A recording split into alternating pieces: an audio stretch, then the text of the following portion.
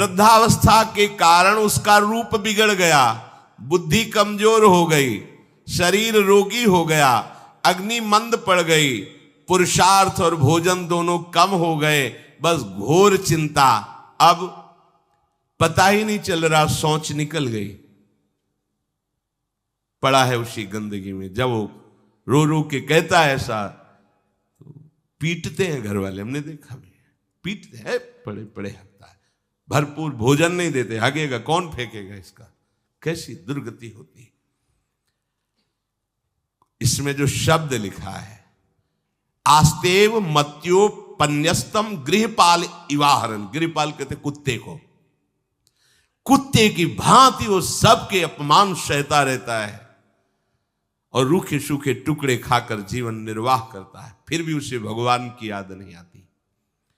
मृत्यु का समय जब निकट आता है तो वायु उत्क्रमण से इसकी पुतलियां चढ़ जाती हैं, श्वास प्रश्वास की नलिकाओं में वायु आना जाना रुक जाता है, कफ भर जाता है।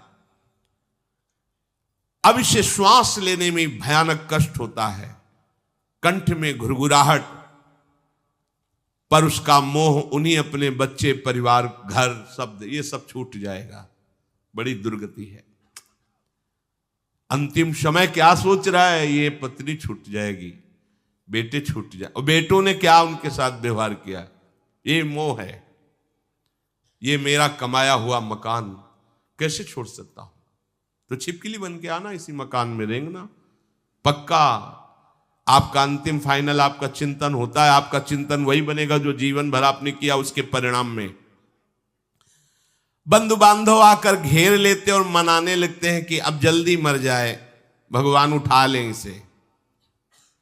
मृत्यु पाश के वशीभूत महान कष्ट को भोगता हुआ अपने परिवार का चिंतन करता है। वो मूड ये भी नहीं सोच पा रहा कि अगर अंतिम समय कृष्ण बोल दूं, राधा बोल दूं तो काम बन जाए। कुटुंब का भरण पोषण और मोह में लगा हुआ यमराज के दूत आते हैं, मार मार के उसके प्राणों को खींचते हैं। वो तो मार वही जानता है जिस पे पड़ती है, पर सोचता कौन है, विवेक है नहीं, इसलिए सोच काम नहीं करती। भयंकर रोष युक्त नेत्र वाले, जिनके देखने से पेशाब छूट जाए, तभी तो आप देखो मरने वाले का शौच और लघु शंका सब छूट जाती है, देखने मात्र से, इतने वो भयानक है। वो देखकर भय के कारण मलमूत्र त्याग कर देता है। सा दृष्ट्वा त्रस्त हृदय स्रकन मूत्रम विमुंचति, इतना भयावह स्वरूप होता है उनकी घुड़क, और उनकी मार की टट्टी पेशाब सब छोड़ देता है। यमदूत उसे भयंकर यातना देते हुए प्राण खींचते हैं। अब ये तो वही जानता है जिसके खींचते हैं। बाहर वाले सब घेरे बैठे हैं, कोई एक बार भी नाम नहीं बोला। अगर एक बार बोल देता राधा तो भाग जाते यमदूत और वो बच जाता। पर ये सौभाग्य तो जिसने जीवन में धर्म किया है, कहीं ना कहीं भगवद आश्रय लिया, उसको ये मिलता है। जैसे कोई घोर अपराधी को सिपाही बांधकर ले जाते हैं, उसी प्रकार रस्सी में बांधकर बलात् उसको यमलोक की लंबी यात्रा कराती है। रास्ते में पिटाई, घुड़कियां, उसे प्यास लगती, पानी नहीं दिया जाता, तपती हुई भूमि पर चलाया जाता है। कुत्ते नोचते हैं, व्याकुल हो उठता है, भूख प्यास उसे बेचैन कर दी। पर यहां किसी की भूख नहीं मिटाई तो तुम्हें रास्ते में भोजन नहीं मिलेगा। यहां कभी किसी को पानी नहीं पिलाया तो एक बूंद पानी नहीं मिलेगा तुम्हें। ये कर्म भूमि है। दावानल जैसी दहकती हुई भूमि पर उसे चलाया जाता है। तप्त बालुका में मार्ग में जब एक पग भी आगे बढ़ने की सामर्थ्य नहीं होती, मूर्छा जाती है, मार मार के उसे चेतना में लाते हैं यमदूत, फिर घसीटते हैं। महान दुख में अंधेरे मार्ग से अत्यंत क्रूर यमदूत उसे यमपुरी को ले जाते हैं। कितना मार्ग? 99,000 योजन मृत्यु लोक से। यह ऐसे नहीं कि कोई गप लिखी हुई है, नहीं नहीं। अब जैसे तिहाड़ जेल है, अब जानते ही नहीं तो क्या जानोगे, कहां तिहाड़ जेल, जाओ देखो जाके। आजीवन कारावास, कैसे बड़े कठोर कठोर, जैसा अपराधी वैसा दंड विधान। यहां थोड़ी दया है क्योंकि हृदय है, वहां हृदय नहीं है। वहां हृदयहीन शासक तुम्हारे पीछे लगाए जाएंगे। हृदय ही नहीं है, बस एक एक कर्म का हिसाब। जो हमने पढ़ा था पहली बार तो होश उड़ गए थे। जो यहां दूसरे का मांस खाते हैं ना, कोल्हू में पेरे जाते हैं। कोल्हू जैसे गन्ना नहीं पेरा जाता, लगा दिया कोल्हू में पेरे जा रहे। मरना है नहीं, सोचो कितना कष्ट। फिर इसके बाद समसी से मांस नोच कर उसे खवाया जाता। होश में हो जाओ। 99,000 योजन का मृत्यु लोक से यमलोक का मार्ग है, लिखा हो 99,000 योजनानाम सहस्राणी नवतिम नवचाध्वनः त्रिभिर्मुहूर्तैर्द्वाभ्याम वा नीतः प्राप्नोति यातनः। एक योजन का मतलब 4 कोश, 99,000 योजन। इतने लंबे मार्ग को 2 या 3 मुहूर्त में तय करना, दौड़ा के 2 या 3 मुहूर्त, बहुत कम समय। फिर वहां पहले से तय, इसको इस नरक में डालो, इसको इस नरक में। वहां इतना समय, थोड़ी भीड़ लगी है। जैसे अपने एक फोड़ा हुआ तो अपने इतने कष्ट समझते, अस्पताल जाओ देखो चीख लगी, किसी पैर टूटा, किसी कुछ, ऐसे ही वहां सब हिसाब हो रहा है। उसको धधकती हुई लकड़ियों में जलाया जाता है, कहीं दूसरों के द्वारा काट काट कर उसको उसका ही मांस खिलाया जाता है। यमपुरी के कुत्तों के भयानक दांत होते हैं, जिंदा, अब मरना है नहीं वहां। भयानक गिद्धों के द्वारा आते खींची जाती है। यहां सांप बिच्छू डांस जिसको मारा है वहां भयंकर रूप रखकर उसका खून पीते हैं। हिसाब है बहुत होश में।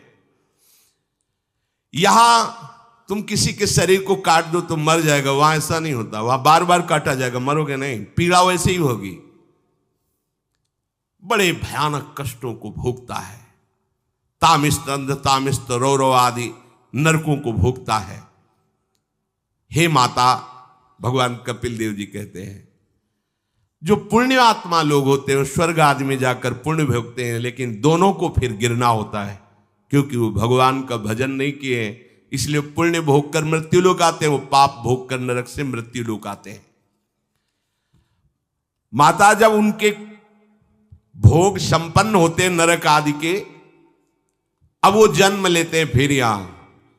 ध्यान से सुनना, जब जीव को मनुष्य शरीर में जन्म लेना होता है तो प्रकृति में वर्षा के साथ आता है।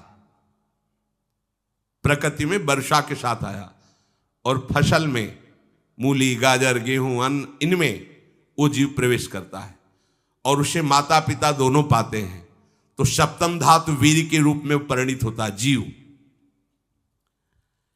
वो वीर कण के रूप में माता के उदर में जब प्रवेश करता है तो एक रात्रि में मां का और पिता का, दोनों का वो जो वीर मिलता है, उस रज और वीर के मिलने से एक कलल सा बनता है। 5 रात्रि व्यतीत होने के बाद एक बुदबुदा सा बनता है। 10 रात्रि व्यतीत होने के बाद एक बेर की सी आकृति होती है। फिर उसके बाद उसमें धीरे धीरे मांसपेशियां बढ़ने लगती हैं। 1 महीने में उसके सिर निकल आता है। 2 महीने में हाथ पांव अंगों का विभाग होता है। 3 महीने में नख रोम अस्थि चर्म स्त्री पुरुष के चिन्ह प्रकट हो जाते हैं। 4 महीने में मांसादि 7 धातुएं प्रकट हो जाती है। 5वें महीने में चेतना जागृत हो जाती है। जैसे अपने चेतना, ऐसे 5वें महीने में गर्भस्थ शिशु की चेतना जागृत हो गई। जीव है पर चेतना 5 महीने बाद मां के गर्भ में जागृत।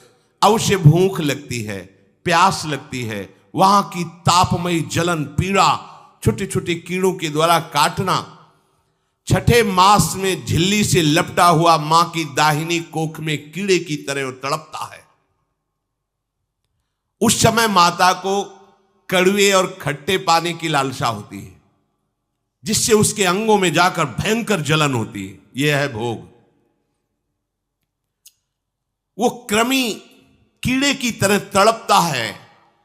मलमूत्र के गड्ढे में बीच में झिल्ली में बंधा हुआ वो जीवात्मा सुकुमार तो होता है, वहां के कीड़े उसे नोचते हैं छोटे छोटे, वो तड़पता है। माता प्रसन्न होती कि जब बच्चा हिलता है, बोले है उसकी दुर्गति हो रही, वहां भयंकर कष्ट पा रहा है। ऐसा क्लेश होता है कि क्षण क्षण में बेहोश होता रहता है। माता के खाए हुए कड़वे, तीखे, गरम, नमकीन, रूखे, खट्टे, यही पदार्थ पाने की इच्छा होती है माता, क्योंकि उसको भोग भोगना है। उसके कोमल शरीर में भयानक पीड़ा होती है जब माता ऐसे पदार्थ खाती है। गर्भाशय की झिल्ली में लिपटा हुआ, आंतों और मलमूत्र से घिरा हुआ सिर, पेट की और पीठ और गर्दन ये कुंडलाकार ऐसे कंकण जैसा, ऐसी आकृति गर्भस्थ शिशु की होती है। पिंजड़े में बंद पक्षी के समान पराधीन, ना तो वो हिलडुल सकता है ना बोल सकता है, बड़ा असमर्थ दुख को भोग रहा है, चेतना पूरी है। इसी समय भगवान द्रवित होकर उसे ज्ञान देते हैं, गर्भस्थ शिशु को, सबको। जे उसे ज्ञान होता है तो सैकड़ों जन्म के कुकर्मों से याद आते हैं, सैकड़ों जन्म के। ओहो, ये मेरे कर्म का ही फल, मैंने ऐसे कर्म किए इसलिए दुख भोग रहा हूं। बेचैन हो जाता है, कैसे निपट पाऊंगा, सैकड़ों जन्म के कर्म जमा है। अब महान अशांति उसके हृदय में, उस शरीर में भयंकर पीड़ा। कुंडलाकार शरीर है, हिल भी नहीं सकता है, बस कीड़े काटते, बड़ी तड़पन, बड़ी जलन, भूख प्यास की जलन। अब एक और भयानक जलन हुई, उसे स्मरण हो जाता है कई जन्मों के, सैकड़ों जन्मों के पाप कर्मों का। 7वां महीना आरंभ हुआ कि ज्ञान का उन्मेष हो गया। अब प्रसूति वायु उसे चला रही है, तड़पता है वो। सप्त धातु में स्थूल शरीर से बंधा हुआ वो जीव भयभीत होकर के पुकारता है, अगर कोई भगवान है तो एक बार मुझे यहां से निकाल दे। वो विनय करता है भगवान से, कोई अगर भगवान है जिसने मुझे इस बंधन में डाला है, एक बार निकाल दे, यहां से जाके केवल भजन करूंगा। जीव कहता, जंतुरुवाच तस्योपशन्नमवितुम जगदिच्छयात् नाना तनोर्भुवि चलच्चरणारविंदम सोहम ब्रजामि शरणम रकुतो भयम में येने दृशी गतिरदर्श सतोनुरूपा। हे प्रभु, मैं बड़ा अधम हूं। ये ज्ञान भगवान की तरफ से गर्भस्थ शिशु को होता है। देखो, स्वयं वो इतना कष्ट पा रहा है, फिर जब आप गर्भ हत्या करते हैं तो आपका पाप कितना बड़ा होगा, सोचो। सब माताओं से विनय है, संयम से रहो, सावधान रहो। ये हत्या ऐसी नहीं कि तुम्हारे दान पुण्य से क्षमा हो जाएगी। ये जो भ्रूण हत्या है, गर्भ हत्या है, बहुत बड़ा पाप है। आप लोग अज्ञान के कारण इसको ध्यान नहीं देते, इसे खिलवाड़ समझते हो। कितना ज्ञान है। बेटी ही मां है, बेटी ही बहन है, बेटी ही पत्नी बनती है, बेटी ही किसी के जीवन को धारण करने वाली बनती है। और आपने गर्भ में देख लिया बेटी है, तुम स्वयं मां होकर उसका साथ दे रहे हो, उसका नष्ट करने के लिए। हमारी तो बात ही समझ में नहीं आती, क्या बुद्धि भ्रष्ट हो गई। अगर पुरुष का इतना महत्व है तो बेटियां ना हो तो तुम्हारी कौन सी गति होगी, सोचो जरा।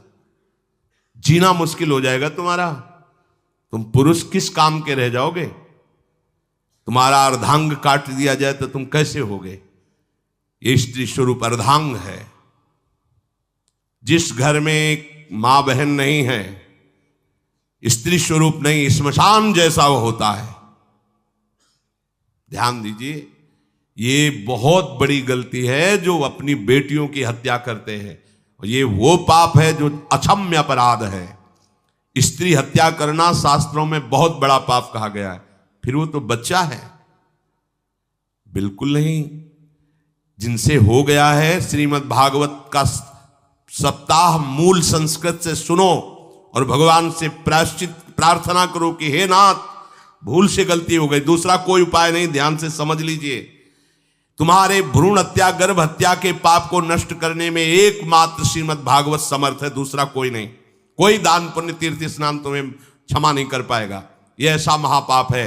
अगर हृदय में जलन करके और मूल संस्कृत के द्वारा पूरी 7 दिन में भागवत श्रवण की जाए नियम से, तो भागवत समर्थ है, इस हत्या के पाप से भी आपको मुक्त कर देगी। जिनके ऐसे हत्या हो गई हो करवा लो, नहीं तो बुद्धि आगे भ्रष्ट करके तुम्हें हरि गुरु से विमुख कर देगा। ये पाप ऐसा नहीं कि तुम्हें 2-4 माला घुमाने से क्षमा हो जाएगा। ये महत अपराध है। सबकी समझ में नहीं आता, समझ जाओ, नहीं तो आप जहां भी हो वहीं से भ्रष्ट कर देगा। ये अपराध नष्ट नहीं होगा, श्रीमद् भागवत की कृपा से नष्ट हो जाएगा। ये हमें बहुत विश्वास है। श्रीमद् भागवत सप्ताहिकी ये है ही महामहिम। प्रेत योनि को प्राप्त धुंधकारी को सीधे भगवत पार्षद स्वरूप देकर परम पद में आरूढ़ कर दिया। केवल 7 दिन की मूल संस्कृत एक भी श्लोक नहीं छूटना चाहिए। अगर सप्ताहिकी का पारायण हो तो इस भ्रूण हत्या, गर्भ हत्या से भी निवृत्ति मिल जाए। अब वो जीव भगवान को पुकारता है, मैं बड़ा नीच अधम हूं। आहा, भगवान आपने जो मुझे गति दिखाई है तो मेरे कर्म के अनुसार ही है, आपका इसमें कोई दोष नहीं। हम लोग जब कष्ट भोगते तो भगवान से कहते हैं हमने तुम्हारा क्या बिगाड़ा। भगवान ने नहीं बिगाड़ा, तू खुद देख क्या बिगाड़ लिया अपना। करो पापाचरण। अब देखो, हमने तो जीवन में कोई पाप नहीं किया और कितने गर्भ हत्या की है, कितनी खिलवाड़ समझे हो। ये बिल्कुल भयावह चीज है, आप लोगों को नहीं। हम बार बार इसीलिए कह रहे कि भयावह वस्तु है, तुम्हें बहुत ऊंचाई से घसीट के भ्रष्ट कर देगी। बहुत होश में हो, भूल के कभी ऐसा न करना जहां तक हमारी आवाज पहुंचे, जहां तक सुनाई दे। गर्भ हत्या मत करना, संयम से रहो। इस तरह का व्यवहार मत करो कि तुम्हारा मनुष्य जन्म ही व्यर्थ चला जाए। इसमें तीनों को बराबर दंड मिलेगा। गर्भ हत्या कराने वाला, गर्भ हत्या की प्रेरणा देने वाला और गर्भ हत्या में सहयोग देने वाला, जो औषधि डॉक्टर या जो भी, तीनों को दुर्गति होगी। माता, पिता, प्रेरक और कर्ता। ऐसा नहीं कि आप डॉक्टर हो तो आपको गर्भ हत्या करने का अधिकार नहीं। आप डॉक्टर हो दूसरे के शरीर को स्वस्थ करके निरोग करने के लिए, हत्या करने के लिए नहीं। कोई भी हमारा संविधान ऐसा आदेश नहीं करता कि आप गर्भ हत्या कर दो। ना भागवतिक और ना भारतीय संविधान ऐसा संविधान आदेश नहीं करता। अब वो जीव कह रहा है कि प्रभु मेरे योग्य ही है, आपने जो मुझे दंड दिया है। मैंने सुना है कि आपकी शरण में जो आता है आप उसकी रक्षा कर लेते हैं। आपकी जो शरण में हो जाता है वो इस भूमि पर, भारत भूमि पर, विश्व पर निर्भय विचरण करता है। कोई उसे भय नहीं प्रदान कर सकता।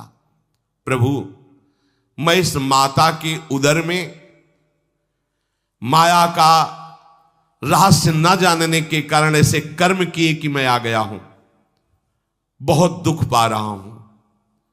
हे निर्विकार अखंड बोध स्वरूप परमात्मा, मैं बार बार नमस्कार करता हूं। प्रभु, मेरे ऊपर कृपा कर दो, एक बार इस गर्भ से निकाल दो। मैं यहां से बाहर जाकर आपका निरंतर भजन करूंगा। ये वादा करके आए हम प्रभु से सब। प्रभु ने करुणा करके हमें चांस दिया है मनुष्य शरीर। प्रभु, मैं बहुत जन्मों से इस समय स्मृति आ रही, देख रहा हूं कर्मों में भटकता रहा आपसे विमुख होकर के। ये जो मुझे अभी ज्ञान हो रहा है केवल आपकी कृपा से तत्कालिक है। तत्कालिक, एक तत्कालिक वैराग्य होता है। जैसे कथा सुनियो, मन में आया कि अब तो भजन ही करना है। ये तत्कालिक है, स्थायी नहीं है। इसे स्थायी बनाओ। प्रभु, आप अंतर्यामी हो, आप सब कुछ जान रहे हो। तीनों तापों की शांति के लिए भक्तजन आपका भजन करते हैं। मैं देहधारी होकर जीव माता के उदर में मलमूत्र से रुधिर की झिल्ली में फंसा हुआ माता की जठराग्नि के ताप से जल रहा हूं। प्रभु, एक एक क्षण में यहां विकल होकर केवल इंतजार कर रहा हूं कि किस समय मुझे यहां से निकाला जाएगा। दीन बंधु, यहां से कब मैं निकलूंगा। स्वामिन, आप बड़े दयालु हो, आप जैसे उदार प्रभु ने मुझ गर्भस्थ शिशु को ये ज्ञान दिया।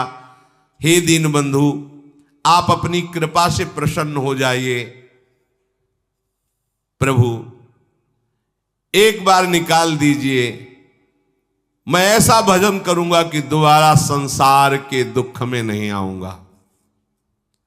कपिल भगवान कहते हैं, हे माता, वो गर्भस्थ बालक शिशु भगवान से प्रार्थना करता है, भगवान का आदेश होता है, तत्काल प्रसव वायु धक्का मारती है।